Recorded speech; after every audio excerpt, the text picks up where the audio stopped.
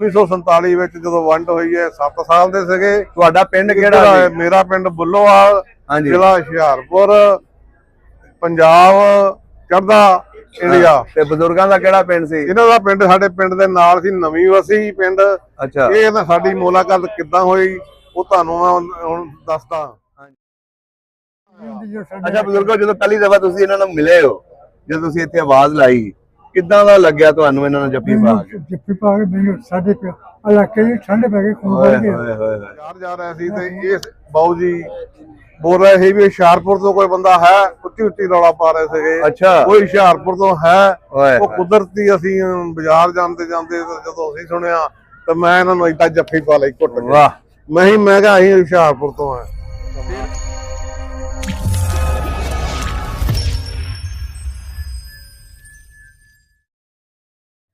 अस्सलाम वालेकुम जी, सत श्री अकाल, आदाब दोस्तों। मैं जेम राणा, तुसीं वेख रहे हो सब दा पंजाब यूट्यूब चैनल। ਅੱਜ ਸਾਡੇ ਸਾਹਮਣੇ ਜਿਹੜੇ ਬਜ਼ੁਰਗ ਬੈਠੇ ਨੇ, ਇੱਕ ਬਜ਼ੁਰਗ ਨੇ ਉਹ ਇੰਡੀਆ ਤੋਂ ਆਏ ਨੇ ਤੇ ਦੂਸਰੇ ਬਜ਼ੁਰਗ ਵੀ 47 ਵਾਲੇ ਇੰਡੀਆ ਤੋਂ ਆਏ ਸੀ। ਤੇ ਆ ਵੇਖ ਲਓ ਇਹਨਾਂ ਦਾ ਆਪਸ ਵਿੱਚ ਪਿਆਰ। ਬਜ਼ੁਰਗ ਜਿਹੜੇ ਨੇ ਹਰ ਸਾਲ ਨਨਕਾਣਾ ਸਾਹਿਬ ਆਉਂਦੇ ਨੇ ਆਪਣੇ ਪਿੰਡ ਵਾਲਿਆਂ ਵਾਸੀਆਂ ਨੂੰ ਮਿਲਣ। ਤੇ ਅੱਜ ਅਸੀਂ ਇਹਨਾਂ ਕੋਲ ਪੁੱਛਾਂਗੇ ਇਹਨਾਂ ਦੀ ਮੁਲਾਕਾਤ ਪਹਿਲੀ ਦਫਾ ਕਿੱਦਾਂ ਹੋਈ, ਇਹਨਾਂ ਨੇ ਕਿਸ ਤਰ੍ਹਾਂ ਲੱਭਿਆ ਇਹਨਾਂ ਨੂੰ। ਆਓ ਇਹਨਾਂ ਨਾਲ ਗੱਲਬਾਤ ਸਾਂਝੀ ਕਰਦੇ ਹਾਂ। ਸਤਿ ਸ੍ਰੀ ਅਕਾਲ ਸਰਦਾਰ ਜੀ। ਸਤਿ ਸ੍ਰੀ ਅਕਾਲ ਜੀ। ਵਾਹਿਗੁਰੂ ਜੀ ਕਾ ਖਾਲਸਾ, ਵਾਹਿਗੁਰੂ ਜੀ ਕੀ ਫਤਿਹ। ਮੇਰਾ ਨਾਮ ਪਰਮਿੰਦਰ ਸਿੰਘ, ਜ਼ਿਲ੍ਹਾ ਮੇਰਾ ਹੁਸ਼ਿਆਰਪੁਰ। ਵਾਹ ਜੀ ਵਾਹ, ਮੇਰੇ ਜ਼ਿਲ੍ਹੇ ਦੇ ਅਸੀਂ ਵੀ ਹੁਸ਼ਿਆਰਪੁਰ ਦੇ। ਇੰਡੀਆ ਤੋਂ ਅਸੀਂ ਗੁਰੂ ਨਾਨਕ ਦੇਵ ਦੇ ਜਨਮ ਸਥਾਨ ਯਾਤਰਾ ਕਰਨ ਵਾਸਤੇ ਅਤੇ ਹੋਰ ਗੁਰਦੁਆਰਿਆਂ ਗੁਰਧਾਮਾਂ ਦੀ ਯਾਤਰਾ ਕਰਨ ਵਾਸਤੇ ਆਏ ਹਾਂ ਜੀ ਜੀ। ਇਹ ਜੋ ਸ਼ਖਸ ਨੇ, ਇਹ ਮੇਰੇ ਪਿੰਡ ਦੇ ਨਾਲ ਦੇ ਪਿੰਡ ਤੋਂ 1947 ਵਿੱਚ ਜਦੋਂ ਵੰਡ ਹੋਈ ਹੈ 7 ਸਾਲ ਦੇ ਸੀਗੇ। ਤੁਹਾਡਾ ਪਿੰਡ ਕਿਹੜਾ ਹੈ? ਮੇਰਾ ਪਿੰਡ ਬੁੱਲੋਵਾਲ, ਜ਼ਿਲ੍ਹਾ ਹੁਸ਼ਿਆਰਪੁਰ, ਪੰਜਾਬ, ਚੜ੍ਹਦਾ ਇੰਡੀਆ। ਤੇ ਬਜ਼ੁਰਗਾਂ ਦਾ ਕਿਹੜਾ ਪਿੰਡ ਸੀ? ਇਹਨਾਂ ਦਾ ਪਿੰਡ ਸਾਡੇ ਪਿੰਡ ਦੇ ਨਾਲ ਸੀ, ਨਵੀਂ ਵਸੀ ਪਿੰਡ। ਅੱਛਾ, ਇਹ ਨਾ ਸਾਡੀ ਮੁਲਾਕਾਤ ਕਿੱਦਾਂ ਹੋਈ ਉਹ ਤੁਹਾਨੂੰ ਮੈਂ ਹੁਣ ਦੱਸਦਾ। ਹਾਂਜੀ, ਅੱਜ ਤੋਂ 5 ਸਾਲ ਪਹਿਲੇ ਜਦੋਂ ਅਸੀਂ ਗੁਰਦੁਆਰਾ ਸਾਹਿਬ ਦੇ ਦਰਸ਼ਨ ਕਰਨ ਆਏ ਤੇ ਇਸ ਰੋਡ ਦੇ ਉੱਤੇ ਅਸੀਂ ਬਾਜ਼ਾਰ ਜਾ ਰਹੇ ਸੀ ਤੇ ਇਸ ਬਾਊ ਜੀ ਬੋਲ ਰਹੇ ਸੀ ਵੀ ਹੁਸ਼ਿਆਰਪੁਰ ਤੋਂ ਕੋਈ ਬੰਦਾ ਹੈ, ਉੱਚੀ ਉੱਚੀ ਰੌਲਾ ਪਾ ਰਹੇ ਸੀਗੇ। ਅੱਛਾ, ਕੋਈ ਹੁਸ਼ਿਆਰਪੁਰ ਤੋਂ ਹੈ। ਉਹ ਕੁਦਰਤੀ ਅਸੀਂ ਬਾਜ਼ਾਰ ਜਾਂਦੇ ਜਾਂਦੇ ਜਦੋਂ ਅਸੀਂ ਸੁਣਿਆ ਤਾਂ ਮੈਂ ਇਹਨਾਂ ਨੂੰ ਏਦਾਂ ਜੱਫੀ ਪਾ ਲਈ ਘੁੱਟ ਕੇ। ਵਾਹ, ਮੈਂ ਕਿਹਾ ਅਸੀਂ ਹੁਸ਼ਿਆਰਪੁਰ ਤੋਂ ਆ। ਫਿਰ ਇਹਨਾਂ ਨੂੰ ਹਰ ਸਾਲ ਅਸੀਂ ਦੱਸ ਦਿੰਦੇ ਆ ਵੀ ਅਸੀਂ ਇੱਥੇ ਆਉਣਾ। ਜਦੋਂ ਸਾਡਾ ਵੀਜ਼ਾ ਲੱਗਦਾ ਤਾਂ ਅਸੀਂ ਗੁਰੂ ਨਾਨਕ ਸਾਹਿਬ ਦੇ ਦਰਸ਼ਨ ਕਰਨ ਆਉਂਦੇ ਆ। ਪਾਕਿਸਤਾਨ ਦੇ ਪੁਰਾਣੇ ਜੋ ਸਾਡੇ ਦੋਸਤ ਮਿੱਤਰ ਬਣ ਜਾਂਦੇ ਜਿੱਦਾਂ ਤੁਸੀਂ ਹੋ, ਉਹਨਾਂ ਨੂੰ ਮਿਲਣ ਵਾਸਤੇ ਆਉਂਦੇ। ਸਾਡਾ ਦਿਲ ਬੜਾ ਖੁਸ਼ ਹੁੰਦਾ ਜਦੋਂ ਇਹ ਫੋਨ ਕਰਦੇ, ਕਹਿੰਦੇ ਇੱਕ ਵਾਰੀ ਮਿੱਤਰਾ ਆ ਜਾ, ਮੇਰਾ ਖੂਨ 2 ਕਿਲੋ ਵੱਧ ਜਾਣਾ। ਹੁਣ ਬਾਬਾ ਜੀ ਦੀ ਮੈਂ ਤੁਹਾਨੂੰ ਇਹਨਾਂ ਬਾਰੇ ਜਾਣਕਾਰੀ ਇਹਨਾਂ ਦੀ ਜ਼ੁਬਾਨੀ ਲਵਾਂਗੇ। ਕਿੰਨੇ ਸਾਲ ਦੇ ਸੀਗੇ? 6 ਸਾਲ ਦਾ। 6 ਸਾਲ ਦੇ ਸੀਗੇ ਜਦੋਂ ਇੰਡੀਆ ਦੀ ਪਾਕਿਸਤਾਨ ਦੀ ਵੰਡ ਹੋਈ। ਉਦੋਂ ਤੁਸੀਂ ਆਏ ਤੇ ਕਿੱਦਾਂ ਆਏ? ਉੱਥੋਂ ਤੁਰ ਕੇ ਆਏ, ਬੱਸੇ ਆਏ, ਜਹਾਜ਼ ਤੇ ਆਏ? ਅਸੀਂ ਲਾਹੌਰ ਤੱਕ ਟ੍ਰੇਨ ਤੇ ਆਏ ਹਾਂ। ਅੱਛਾ, ਅੱਗੇ ਬੱਸਾਂ ਦੇ। ਹੋਰ ਤੁਹਾਡੇ ਨਾਲ ਦੇ ਤੁਹਾਡੇ ਭੈਣ ਭਾਈ, ਭਰਾ, ਮਾਤਾ ਪਿਤਾ ਉਹ ਤੁਹਾਡੇ ਨਾਲ ਸੀਗੇ? ਸਾਰੇ ਅਸੀਂ ਇਕੱਠੇ ਆਏ। ਸਾਰੇ ਤੁਸੀਂ ਇਕੱਠੇ ਆਏ। ਇੱਥੇ ਕਿਹੜੇ ਪਿੰਡ ਵਿੱਚ ਬੱਸੇ ਆਣਗੇ ਤੁਸੀਂ? ਅਸੀਂ ਆਏ ਸੀ ਪਿੰਡ ਸਾਡੀ ਇੱਥੇ ਫੁੱਫੀ ਜੀ ਵਿਆਹੀ ਪਹਿਲੇ। ਅੱਛਾ, ਉਹ 12 ਪਿੰਡ ਰਾਮਦਵਾੜੀ ਉਹਦਾ ਨਾਂ, ਪਿੰਡ ਦਾ ਨਾਂ। ਪਿੰਡ ਤੁਹਾਡੇ ਕਿਹੜੇ ਪਿੰਡ ਜਾਣਗੇ ਬੱਸੇ ਪਾਕਿਸਤਾਨ ਜਾਣਗੇ? ਦੂਸਰਾ ਕੀ ਨਾ ਹੈਗਾ ਆ ਪਿੰਡ ਆਪਣੇ ਦਾ ਨਾਮ? ਹਾਂਜੀ, ਸੀ। ਹੁਣ ਅਸੀਂ ਡਿਸਕੋਟ ਰਹਿੰਦੇ ਆ। ਅੱਛਾ, ਤੁਸੀਂ ਇਹ ਦੱਸੋ ਵੀ ਹੁਣ ਇੱਥੇ ਆਣ ਕੇ ਬੜੀ ਮਿਹਨਤ ਕਰਨੀ ਪਈ ਹੋਣੀ ਆ। ਜ਼ਿਮੀਂਦਾਰਾ ਤੁਹਾਡਾ ਸੀਗਾ, ਜ਼ਮੀਨ ਉਹ ਜ਼ਿਆਦਾ ਜ਼ਿਆਦਾ ਤੁਹਾਡੀ ਸੀਗੀ। ਬਜ਼ੁਰਗੋ, ਬਰਾਦਰੀ ਕਿਹੜੀ ਆ ਆਪਣੀ? ਸੈਯਦ ਬਰਾਦਰੀ। ਸੈਯਦ ਬਰਾਦਰੀ ਨੂੰ ਬਿਲੋਂਗ ਕਰਦੇ ਆ ਇਹ। ਤੇ ਇਹਨਾਂ ਦੇ ਬਾਲ ਬੱਚੇ ਇੱਥੇ ਦਿਲਕੋਟ ਸੈੱਟ ਹੋਏ ਆ। 2 ਬੱਚੇ ਇਹਨਾਂ ਦੇ, 3 ਬੱਚੇ ਆ। 3 ਬੱਚੇ ਆ ਜੀ ਲੜਕੇ, 5 ਬੱਚੇ ਆ। 3 ਬੱਚੇ ਇਹਨਾਂ ਦੇ ਬਾਹਰ ਆ, ਕੈਨੇਡਾ, ਸਾਊਦੀ ਅਰਬ ਵਗੈਰਾ, ਇਦਾਂ ਉਹ ਬਾਹਰ ਨੇ ਆਏ ਹੋਏ ਨੇ। ਅਗਰ ਟਾਈਮ ਨਾ ਆ ਜਾਂਦੇ ਤਾਂ ਮੁਲਾਕਾਤ ਉਹਨਾਂ ਨਾਲ। ਇੱਕ ਆ ਗਿਆ ਹੈਗਾ। ਅੱਛਾ, ਤੇ ਪੋਤੇ ਪੋਤੀਆਂ ਬਾਰੇ ਦੱਸੋ ਵੀ ਕਿੰਨੇ ਬੱਚੇ ਤੁਹਾਡੇ? ਪਾਕਿਸਤਾਨ 'ਚ ਬੱਚਿਆਂ ਦੀ ਨੌਕਰੀ ਥੋੜੀ ਜ਼ਿਆਦਾ ਹੁੰਦੀ ਆ ਕਿਉਂਕਿ ਸਾਡੇ ਇੱਕ ਬੱਚੇ ਤੋਂ ਬਾਅਦ ਦੂਸਰਾ ਬੱਚਾ ਜੰਮਣ ਨਹੀਂ ਦਿੰਦੇ। ਇਸ ਕਰਕੇ ਤੁਹਾਡੇ ਵਾਲੇ ਤਾਂ ਬੱਚਿਆਂ ਦੀ ਥੋੜੀ ਜਿਹੀ ਜਦੋਂ ਇਹ ਮਿਲਦੇ ਆ ਕਹਿੰਦੇ ਮੇਰਾ ਖੂਨ ਵੱਧ ਗਿਆ, ਹੁਣ ਮੈਂ 2-4 ਸਾਲ ਹੋਰ ਜੀ ਲੈਣਾ। ਅੱਛਾ, ਬਜ਼ੁਰਗਾਂ ਦੇ ਬੱਚੇ ਨੇ? ਤੁਸੀਂ ਹਰ ਸਾਲ ਆਇਆ ਕਰੋ। 5 ਇਹਨਾਂ ਦੇ ਲੜਕੇ ਆ। ਲੜਕੀਆਂ ਕਿੰਨੀਆਂ ਜੀ? 2 ਲੜਕੀਆਂ, 5 ਬੱਚੇ ਆ। 3 ਬੱਚੇ ਫੋਰਨ ਰਹਿੰਦੇ ਆ ਚੰਗਾ ਤਕੜਾ ਕਾਰੋਬਾਰ ਹੈ ਇਹਨਾਂ ਦਾ। ਇਹਨਾਂ ਨੂੰ ਸ਼ਾਹ ਕਹਿੰਦੇ ਆ। ਅੱਛਾ। ਹਾਂ, ਇਹਨਾਂ ਨੂੰ ਇਹਨਾਂ ਦੀ ਹੱਲ ਜਿਹੜੀ ਆ ਸ਼ਾਹ ਪਈ, ਕਿਉਂਕਿ ਪੈਸਾ ਇਹਨਾਂ ਕੋਲ ਬੜਾ ਹੁੰਦਾ ਸੀਗਾ। ਇਸ ਕਰਕੇ ਬੇਨਤੀ ਕਰਦੇ ਆ ਬਾਬਾ ਜੀ, ਹੋਰ ਤੋਂ ਇਲਾਵਾ ਪਾਕਿਸਤਾਨ ਤੋਂ ਜਦੋਂ ਤੁਸੀਂ ਹਿੰਦੁਸਤਾਨ ਤੋਂ ਪਾਕਿਸਤਾਨ ਪਹੁੰਚੇ, ਇੱਥੇ ਕਿੱਦਾਂ ਗੁਜ਼ਾਰਾ ਕਰਦੇ ਰਹੇ ਘਰ ਦਾ? ਕਿਉਂ ਸਾਰਾ ਕੁਝ ਤਾਂ ਲੁੱਟ ਪੁੱਟ ਗਿਆ ਹੁੰਦਾ, ਤੇ ਤੁਸੀਂ ਕਿੱਦਾਂ ਗੁਜ਼ਾਰਾ ਕਰਦੇ? ਇਹਦਾ ਉੱਚੀ ਆਵਾਜ਼ ਸੁਣਾਓ ਤਾਂ ਕਿ ਤੁਹਾਡੀ ਵੀਡੀਓ ਬਣੇ। ਸਾਡੇ ਇੱਥੇ ਫੁੱਫੀ ਵਿਆਹੀ ਸੀ 12 ਚੱਕ ਰਾਉਂਡ ਵਾਲੀ, ਅੱਛਾ ਸਰਕੋਦਾ ਰੋਡ ਦੇ ਉੱਤੇ। ਅੱਛਾ ਜੀ। ਅਸੀਂ ਉੱਥੇ ਆ ਕੇ ਡੇਰਾ ਲਾਇਆ ਸਾਰੇ ਨੇ। ਅੱਛਾ ਜੀ। ਉੱਥੇ ਖਾਣਾ ਪੱਕ ਰਿਹਾ। ਅੱਛਾ। ਫਿਰ ਅਸੀਂ ਜ਼ਮੀਨਾਂ ਵਾਲੇ ਪਾਸੇ ਹੋ ਗਏ। ਫਿਰ ਡਿਲਕੋਟ ਲੱਭ ਗਿਆ। ਹਾਂ ਡਿਲਕੋਟ ਤੋਂ ਫਿਰ ਫਰਾਲੇ ਅਸੀਂ ਰਹਿਣ ਲੱਗਾ। ਸਾਡਾ ਪਿੰਡ ਫਰਾਲਾ ਸੀਗਾ। ਠੀਕ ਆ। ਜ਼ਮੀਨ ਸਾਨੂੰ ਉੱਥੇ ਪੈ ਗਈ। ਉੱਥੇ ਅਸੀਂ ਪੜ੍ਹਦੇ ਪੁੜਦੇ ਰਹੇ 10ਵਾਂ ਪਿੰਸੀਆਂ ਪਾਸ। ਉਸੇ ਪਿੰਡ 'ਚ ਰਹਿ ਕੇ ਫਿਰ ਅਸੀਂ ਸ਼ਿਫਟ ਹੋ ਗਏ ਡਿਲਕੋਟ। ਮੇਰੀ ਵੀ ਦੁਕਾਨ ਹੋ ਗਈ। ਮੇਰੇ ਅੱਬਾ ਜੀ ਦੀ ਆੜੀ ਦੁਕਾਨ ਸੀ, ਮੇਰੀ ਕਿਰਾਣੇ ਦੀ ਦੁਕਾਨ। ਇਹ 50-60 ਸਾਲ ਉਹ ਕੀਤੀ ਆ। ਹੁਣ ਮੈਂ ਰਿਟਾਇਰ ਹੋ ਗਿਆ। ਹੁਣ ਇਹ ਰਿਟਾਇਰ ਹੋ ਗਏ। ਇਹਨਾਂ ਦੀ ਉਮਰ 82-83 ਸਾਲ ਦੇ ਲਾਗੇ ਹੋ ਗਈ ਆ।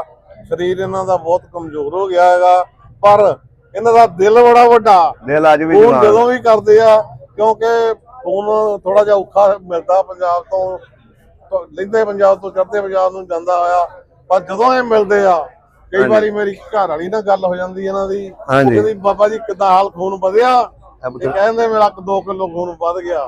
ਇਸ ਖੁਸ਼ੀ ਦੇ ਵਿੱਚ ਅਸੀਂ ਅੱਜ ਇਹਨਾਂ ਨੂੰ ਟਾਈਮ ਦਿੱਤਾ ਸੀਗਾ ਵੀ ਗੁਰਦੁਆਰਾ ਸਾਹਿਬ ਵਿਖੇ ਬਾਹਰ 8 ਤੋਂ 9 ਵਜੇ ਤੱਕ ਅਸੀਂ ਤੁਹਾਡੀ ਵੇਟ ਕਰਾਂਗੇ, ਕਿਉਂਕਿ ਹਰ ਸਾਲ ਇਹ ਆਉਂਦੇ ਆ ਇੱਥੇ। ਤੇ ਬਾਬਾ ਜੀ ਗੁਰੂ ਨਾਨਕ ਸਾਹਿਬ ਦੀਆਂ ਇਹਨਾਂ ਨੂੰ ਦੇਖਣ ਵਾਸਤੇ, ਗੁਰੂ ਨਾਨਕ ਸਾਹਿਬ ਦੀਆਂ ਖੁਸ਼ੀਆਂ ਲੈਣ ਆਉਂਦੇ ਆ ਇਹ, ਤੇ ਬੜੇ ਖੁਸ਼ ਹੁੰਦੇ ਆ। ਆਪਣੇ ਪਿੰਡ ਦੇ ਬੰਦੇ ਹੋਰ ਵੀ ਅੱਗੇ ਆਉਂਦੇ ਸੀਗੇ, ਪਰ ਇਸ ਵਾਰ ਮੈਂ ਇਕੱਲਾ ਹੀ ਉਹਨਾਂ ਦੇ ਪਿੰਡ ਦੇ ਲਾਗੋਂ ਆਇਆ। ਬਾਕੀ ਬੰਦੇ ਜਿਹੜੇ ਸਾਰੇ ਆ ਸਾਡੇ ਮਾਰਕੀਟ ਗਏ ਹੋਏ ਆ, ਇਸ ਕਰਕੇ ਉਹ ਹੈ। ਅੱਛਾ, ਹੁਸ਼ਿਆਰਪੁਰ ਦੇ ਜਦੋਂ ਵੀ ਆਉਂਦੇ ਨੇ ਮਿਲ ਕੇ ਜਾਂਦੇ ਨੇ ਇਹਨਾਂ ਨੂੰ ਤਕਰੀਬਨ ਮਿਲ ਕੇ ਜਾਂਦੇ, ਜ਼ਿਆਦਾਤਰ ਮਿਲਣਾ ਹੋਇਆ। ਅੱਛਾ ਬਜ਼ੁਰਗੋ, ਜਦੋਂ ਪਹਿਲੀ ਦਫਾ ਤੁਸੀਂ ਇਹਨਾਂ ਨੂੰ ਮਿਲੇ ਹੋ, ਜਦੋਂ ਤੁਸੀਂ ਇੱਥੇ ਆਵਾਜ਼ ਲਾਈ, ਕਿੱਦਾਂ ਦਾ ਲੱਗਿਆ ਤੁਹਾਨੂੰ ਇਹਨਾਂ ਨੂੰ ਜੱਫੀ ਪਾ ਕੇ? ਜੱਫੀ ਪਾ ਕੇ ਮੈਨੂੰ ਸਾਡੇ ਇਲਾਕੇ ਦੀ ਠੰਡ ਪੈ ਗਈ, ਖੂਨ ਵੱਧ ਗਿਆ। ਮੇਰਾ ਖੂਨ ਵੱਧ ਗਿਆ। ਉੱਥੋਂ ਮੈਂ ਕਿਹਾ ਹੁਣ ਜਦੋਂ ਵੀ ਆਉਣਾ ਮੈਨੂੰ ਦੱਸਿਆ ਕਰਨਾ। ਵਾਹ। ਇਸ ਤੋਂ ਇਲਾਵਾ ਇਹਨਾਂ ਨੇ ਬਹੁਤ ਮਿਹਨਤ ਕੀਤੀ, ਬੱਚੇ ਬਾਹਰ ਭੇਜੇ, ਪੜ੍ਹਾਏ ਲਿਖਾਏ, ਬੜੀਆਂ ਤੰਗੀਆਂ ਤੋਸ਼ੀਆਂ ਲੱਗੇ। ਹੁਣ ਦੱਸੋ ਤੁਸੀਂ ਬਈ ਇੰਡੀਆ ਦੇ ਵਿੱਚ ਮਾਹੌਲ ਜਿਹੜਾ ਤੁਸੀਂ ਦੇਖਿਆ ਸੀ, ਹੁਣ ਤਾਂ ਸਾਰਾ ਹੀ ਬਦਲ ਗਿਆ। ਬਹੁਤ ਇੰਡੀਆ ਅਮੀਰ ਹੋ ਗਿਆ, ਕਿਉਂਕਿ ਥੋੜਾ ਕਰੰਸੀ ਦਾ ਵੀ ਫਰਕ ਹੈ ਪਾਕਿਸਤਾਨ ਦੇ ਨਾਲ, ਜਿਸ ਕਰਕੇ ਉੱਥੇ ਦੇ ਲੋਕ ਆਉਂਦੇ ਰਹਿੰਦੇ ਆ। ਤੇ ਪਿਛਲੀ ਵਾਰ ਮੇਰਾ ਵੀਜ਼ਾ ਨਹੀਂ ਸੀ ਲੱਗਾ, ਇਸ ਕਰਕੇ ਮੈਂ ਆ ਨਹੀਂ ਸਕਿਆ। ਇਸ ਵਾਰ ਅੱਲਾ ਨੇ ਬੜੀ ਰਹਿਮਤ ਕੀਤੀ ਹੈ, ਗੁਰੂ ਨਾਨਕ ਪਾਤਸ਼ਾਹ ਨੇ ਬੜੀ ਰਹਿਮਤ ਕੀਤੀ ਹੈ, ਮੇਰਾ ਵੀਜ਼ਾ ਲਾਇਆ ਹੈਗਾ। ਤੇ ਅਸੀਂ ਇਹਨਾਂ ਦੇ ਦਰਸ਼ਨ ਕਰ ਰਹੇ ਹਾਂ, ਤੇ ਚੜ੍ਹਦੀ ਕਲਾ 'ਚ ਪ੍ਰਮਾਤਮਾ ਇਹਨਾਂ ਨੂੰ ਰੱਖੇ, ਲੰਮੀ ਉਮਰ ਹੋਵੇ ਇਹਨਾਂ ਦੀ। ਹੋਰ ਤੁਸੀਂ ਪੁੱਛੋ ਜੀ ਇਹਨਾਂ ਨੂੰ। ਮੈਂ ਅਪਲਾਈ ਕੀਤਾ ਸੀ। ਅੱਛਾ, ਤੁਸੀਂ ਕਿਹੜੇ ਸਾਲ 'ਚ ਅਪਲਾਈ ਕੀਤਾ ਸੀ? ਪਿਛਲੇ ਸਾਲ ਅਪਲਾਈ ਕੀਤਾ ਸੀ। ਮੈਨੂੰ ਉਮੀਦ ਸੀ ਲੱਗ ਜਾਏਗਾ ਵੀਜ਼ਾ, ਲੇਕਿਨ ਵੀਜ਼ਾ ਨਹੀਂ ਲੱਗਾ। ਬਜ਼ੁਰਗ, ਤੁਹਾਡੀ ਜਿੰਨੀ ਉਮਰ ਹੋ ਗਈ ਹੈ, ਹਕੂਮਤਾਂ ਨੂੰ ਚਾਹੀਦਾ ਕਿ ਐਵੇਂ ਦੇ ਬਜ਼ੁਰਗਾਂ ਨੂੰ ਵੀਜ਼ਾ ਦਿੱਤਾ ਜਾਵੇ, ਆਪਣੀ ਜਨਮ ਭੂਮੀ ਵੇਖਣ ਜਾ ਸਕਣ।